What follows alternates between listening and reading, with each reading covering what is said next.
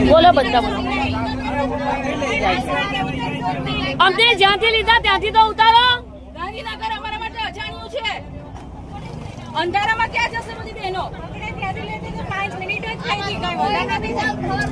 વધારામાં રિક્ષા વાળા લૂંટી લે છે. ગાંધીનગરમાં અજાણે છે, અમે ક્યાં લઈ જાવશો?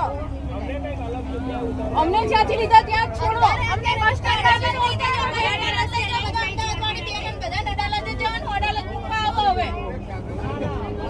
અત્યારે રાતે 8 વાગ્યા છે. અમને સવારના ડિટેન કરેલા છે. છાવણીની જગ્યાએથી અમને લઈ ગયા હતા. હજી સુધી અમને છાવણી ઉપર ઉતારવાનું કીધું. અમારી જોડે લેડીઝ છે, બધી બહેનો છે. એ લોકોને બધાને અલગ અલગ વાહન પકડીને પોતપોતાના વિસ્તારમાં જવાનું છે. તો ક્યાં લઈ નથી જતા? આટલું અંધારું થઈ ગયું છે છતાં અમને છોડતા નથી. અને અમને ક્યારના 10 મિનિટનો રસ્તો છે ને ગોળ ગોળ ગાંધીનગરમાં ફેરવે છે. અમે રસ્તો જોયો નથી. સાવ અજાણ્યા છીએ, બધા બહારથી આવ્યા છીએ. આટલી લેડીઝને હેરાન કરે છે. ગાંધીનગર પોલીસ સપોર્ટ નથી કરતી. ઉલટાની આ સ્ત્રી કર્મચારીને હેરાન કરે છે. આટલી રાત થઈ ગઈ, અંધારું થઈ ગયું છતાં અમને અમારી જગ્યાએ ઉતારતી નથી.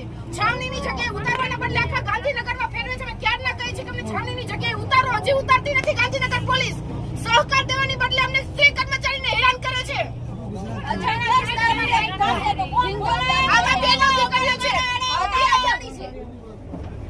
આમાં બેનો દીકરીઓ ક્યાંની છે? આ લોકો અમે કોઈ રસ્તા જોયા નથી. અમારા માટે અજાણ્યું છે. ગાંધીનગર જિલ્લો અજાણ્યો છે. ક્યાંથી ક્યાં જવું ખબર નથી. બેનો જોડે હેરાન કરે છે પોલીસ. બેનો જોડે કોઈ બી બનાવ બની ગયો તેની જવાબદારી કોણ લેશે? પોલીસ લેશે?